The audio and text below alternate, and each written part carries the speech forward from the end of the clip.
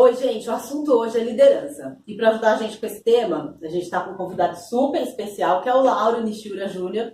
É meu primo, não dá para fingir que não é, porque o sobrenome é o mesmo, então, né? E tem poucos, aqui no Brasil, pelo menos, né? Muito Tem poucos. muito poucos. Acho que todos que estão aqui são parentes. Eu acredito que sim. Né? Então, né? A gente não ia mentir. Ele é meu primo, ele mora no Canadá há 8 anos. E ele escreveu um livro que é o Líder Leve e Solto. A gente está colocando a imagem aí para vocês verem direitinho da capa do livro. Está sendo lançado no Brasil e em mais quantos países de língua portuguesa? São 14 países de língua portuguesa, mais Canadá, Estados Unidos e Itália. Vai ser lançado em 17 países no total. Muito bom. E a gente vai conversar um pouquinho mais desse assunto depois da vinheta.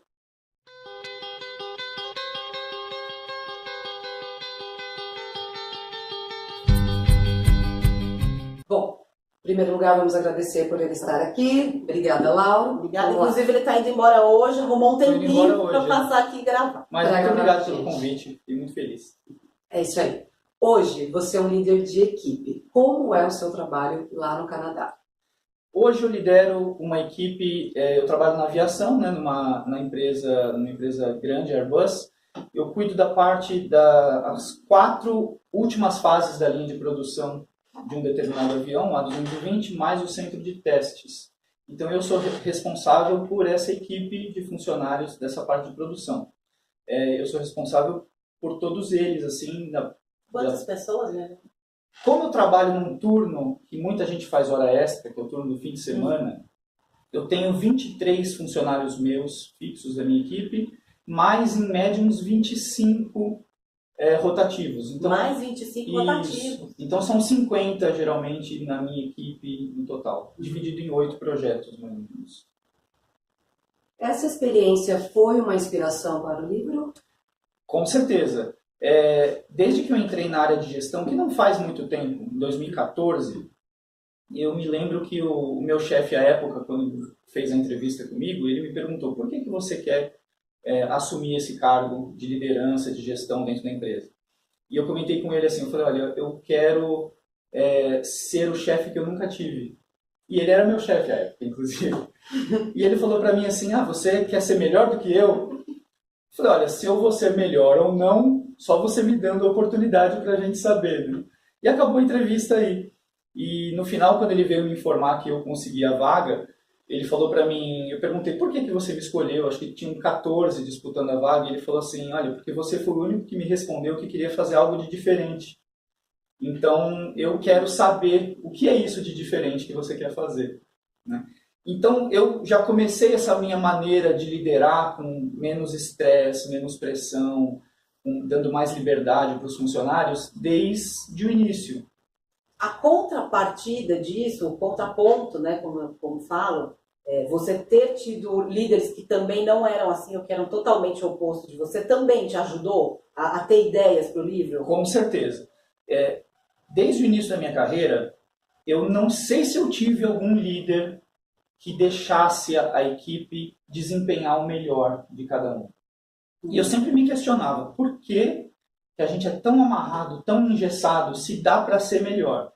Então, quando eu tive essa oportunidade, eu foquei nisso. Eu falei: eu quero tentar extrair o melhor de cada um, dando total liberdade, sem pressão e tudo mais. Então, essa experiência negativa, que eu acho que a maioria teve ou tem com os seus líderes, foi muito, contribuiu muito para que eu fosse dessa forma. Então, meu trabalho hoje me ajudou muito a escrever esse livro, porque eu recebi no final do ano passado uma missão nova na empresa para padronizar a forma de fazer gestão na sede canadense da Airbus, e eu precisava colocar no papel como eu era como líder, como era essa minha experiência de dar essa liberdade, essa tranquilidade para os funcionários, e eu acabei. Então, por isso, com certeza me ajudou. Essa minha função hoje me ajudou a escrever o livro, porque foi um ganha-ganha, né?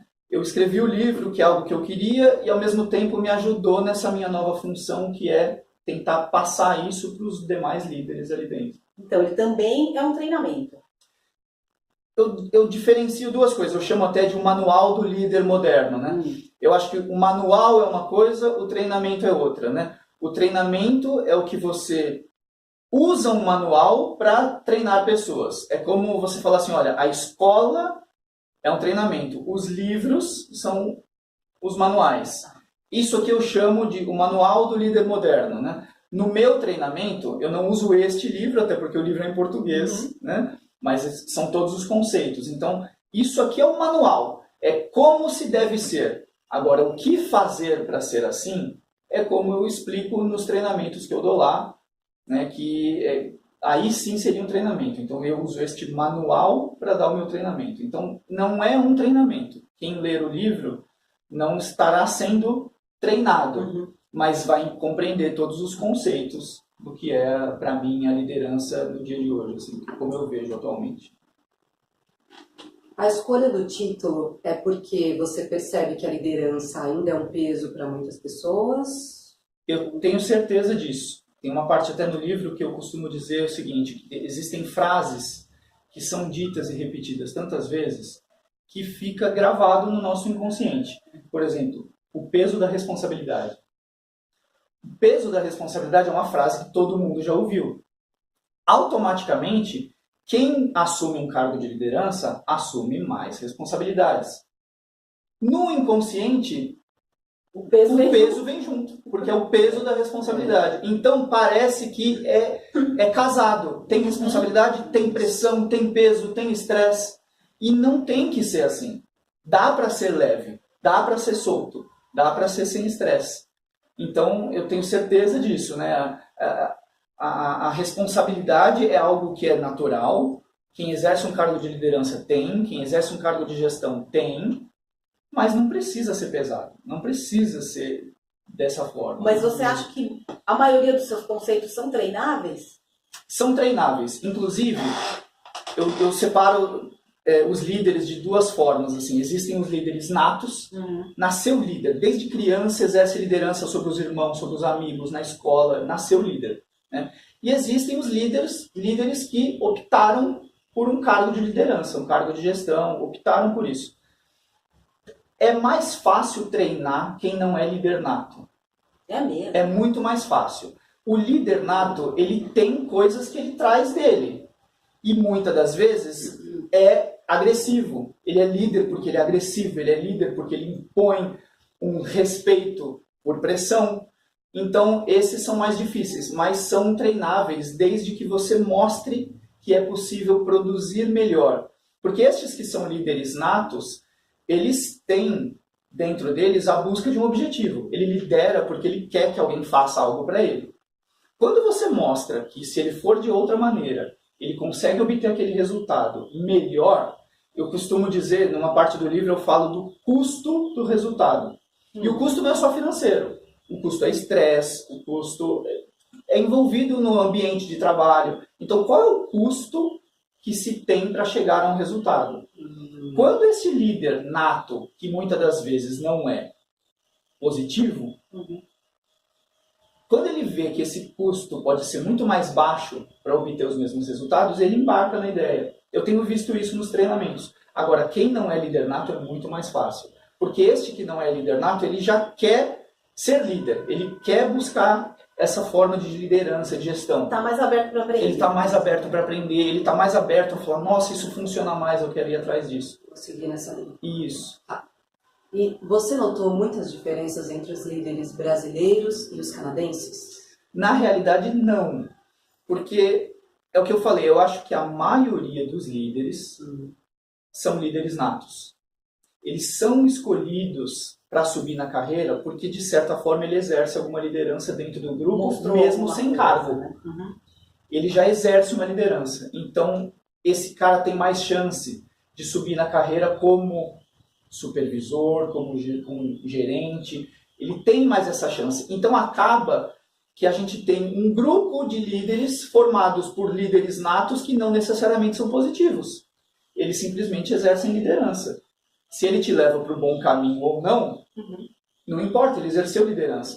Então, geralmente, são estes que sobem. Então, eu não senti muita diferença cultural entre líderes do Brasil ou líderes do Canadá. Eu acho que geralmente são esses que ocupam esses cargos, são os líderes que já exerciam liderança antes, né? A diferença que eu vejo é que no Canadá tem muito menos pessoas, então a concorrência é muito menor. Então abre mais espaço para quem não é líder nato chegar a uma posição de liderança. Então eu acho que é mais possível lá, é mais fácil, líderes que querem, alguém que quer exercer um cargo de liderança, de gestão, ser diferente.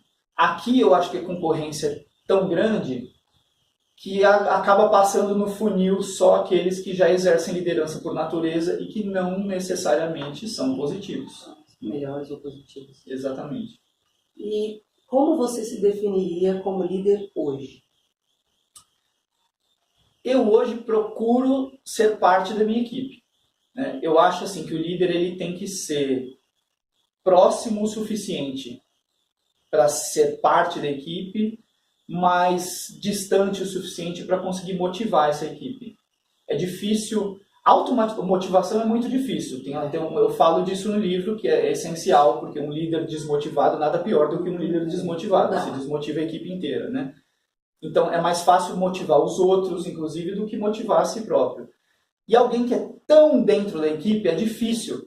Eu costumo dizer, é difícil você empurrar um carro estando dentro dele, né? Então você tem que ser parte da equipe para você se sentir dentro, para que todos se sintam como membros da sua equipe, você dentro da equipe, mas tem que ter um pezinho fora, que é o suficiente para dar um impulso, para dar um empurrão, né? Então eu me vejo assim, eu me vejo um líder hoje que é parte da equipe.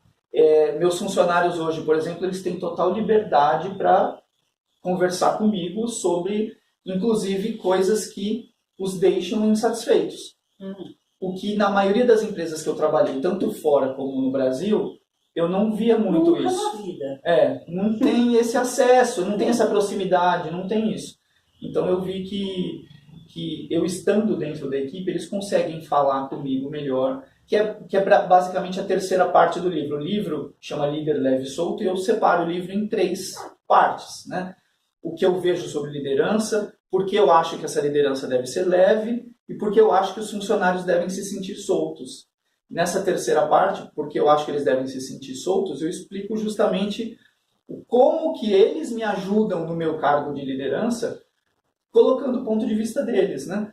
Porque, como eu falei, eu tenho basicamente 50 funcionários na minha equipe, são 50 cabeças que pensam muito melhor do que eu sozinho. Então eles têm muito mais ideias, me trazem tudo isso. Então eles mostram, olha, tá vendo isso aqui que não tá legal? E eu não tinha nem pensado. Então eu dou essa liberdade, né, para eles. Agora, em relação ao que você falou sobre a geração de oportunidades no Canadá ser um pouco melhor, ou talvez bem melhor do que aqui. Isso reflete na sua equipe, por exemplo, se você tivesse com a mesma equipe no Brasil, talvez você tivesse mais poder, entre aspas, porque aqui as coisas são um pouco mais difíceis em relação à colocação, emprego. Talvez lá eu tenha essa impressão que é um pouco mais fácil do que aqui. Então você tem que segurar a sua equipe de uma outra forma, porque aqui as pessoas suportam os líderes ruins e os empregos ruins porque elas têm medo do mercado, porque o mercado é escasso. Exato. Lá, como é menos escasso, talvez eles suportem menos os líderes não muito eles trocam assim. Trocam Exatamente. rápido. Exatamente. E aí o seu trabalho, inclusive, é para reter talento. Sem dúvida. Eu acho que assim, a gente só dá valor para um funcionário muitas vezes quando a gente perde esse funcionário, né? Caro não é o funcionário bom. Caro é o funcionário ruim. Né? O funcionário ruim custa caro. E por isso que é importante reter aqueles que são bons. Infelizmente, eu não tenho poderes de distribuição de salários. Eu não tenho condição de aumentar salários na empresa que eu trabalho hoje. A empresa que eu trabalho hoje, lá, os funcionários, eles têm como se fosse um sindicato aqui. Então existe uma convenção coletiva, existe um acordo, existe escalas salariais, eles sobem de acordo com aquela grade. Então eu não tenho como recompensar em termos de salário. É fechado. É fechado. E acredito que no Brasil muitas empresas trabalham dessa forma. Então é difícil você tentar reter um funcionário por salário. Mas é nítido que a maioria dos funcionários, eles demitem o seu chefe e não a empresa que trabalham. Eles não gostam do ambiente, por isso que trocam. Às vezes eles preferem receber às vezes um pouco menos numa empresa que eles se sentem melhor do que receber mais numa empresa cheia de pressão. Muitas né? vezes. Então eu acho que o valor que se paga a um funcionário não é só financeiro, é em qualidade de vida, é em alegria. Eu costumo dizer para os meus empregados assim, quando eu faço uma reunião inicial, o meu turno começa às 6 horas da manhã, é bem cedo. Então às 6 da manhã já estão todos dentro da sala de reunião. Os 50, eu faço uma reunião que a gente chama lá de reunião de partida de dia, né? É o kick-off meeting que a gente faz de manhã. Todos estão juntos ali. Eu costumo perguntar para eles, vocês estão felizes? Vocês estão contentes? Alguém acordou aqui falando, tem que trabalhar outra vez. Se acordou assim, alguma coisa está errada, né? Se acordou assim, está errado. Algum fala, Então, alguns falam, mas geralmente eles falam, mas não tem nada a ver com o trabalho. Tem a ver, porque a gente não tem problema só no trabalho. A vida está cheia de problemas. Eu falo, se tiver ligado ao trabalho, a gente tem que melhorar. Eu falo, a gente tem que melhorar. Tem que ir atrás, né? Tem que buscar uma melhoria, porque senão não faz sentido. Eu falei, se você está vindo trabalhar infeliz, você vai torcer para dar o último minuto do dia para você ir embora. E quando a gente torce para dar o último minuto, você está torcendo para a vida passar logo. Você está torcendo para morrer cedo. Você está torcendo Você está torcendo para o dia acabar. Você está torcendo para chegar a sua folga. Né? E é engraçado, quando a gente está desempregado, a gente torce para arrumar um emprego. E quando arruma um emprego, torce para chegar a folga. Exatamente. Né? Então, para dar 6 horas, para ir embora, para ter férias. Exatamente. Então eu acho que a pessoa tem que estar feliz de estar lá. Ela tem que... Eu falo assim, eu não quero viver numa sociedade em que a pessoa lamente por ir trabalhar e sofra e traga problemas do trabalho para casa e contamine a família, e contamine o trânsito, e contamine a fila do mercado, porque contamina, você fica pesado, né? E isso é uma cultura geral, né? É assim, todo mundo sofre, né? Acho que até a palavra trabalho, ela vem tem uma origem relacionada à tortura. Exato. Gente, então já é para ser tudo errado. Já está tudo errado. Já não aproveita o tempo que ela está lá. Ela está lá assim, esperando para ir embora. Já está esperando para ir embora. E quando a gente espera para ir embora, espera para a vida passar logo. É isso que a gente está esperando. Né? Como você falou, espera para morrer. Espera para morrer. Quando você chega na segunda-feira esperando que a sexta-feira chegue, você espera para que a vida corra e morra logo. Não é assim, você tem que aproveitar os seus dias. Tem que ter um desfrute no período. Exato. E não é essa prática que nós queremos. Nós queremos seguir a linha do livro. Leve e solto para todos, para trabalhar bem e motivado. Isso, é isso que eu penso, pelo menos. É assim que eu tento fazer com que a minha equipe trabalhe. Ótimo, Cleiton. Obrigada por ter vindo. Obrigado a vocês pelo convite, fiquei muito feliz. E pelo tempinho aqui rápido que a gente conseguiu com ele, ele está muito concorrido fazendo visita aqui no Brasil. Estou indo embora hoje, embarco hoje. E aí, assim, a gente vai deixar para vocês o link as vendas vão ser pela Amazon? As vendas serão pela Amazon. Por enquanto está disponível na Amazon.com e acredito que em breve também vai estar disponível na Amazon.com.br, mas entrega no mundo inteiro. Então, como está disponível em 17 países, procure a Amazon mais próxima de você online e entrega no Brasil inteiro, entrega no mundo inteiro. A gente vai deixar o link disponível aqui embaixo. E aí, qualquer dúvida sempre pode comentar aqui embaixo do nosso vídeo. A gente vai responder todas as questões. Obrigada. Muito obrigado pelo convite. Um abraço a todos.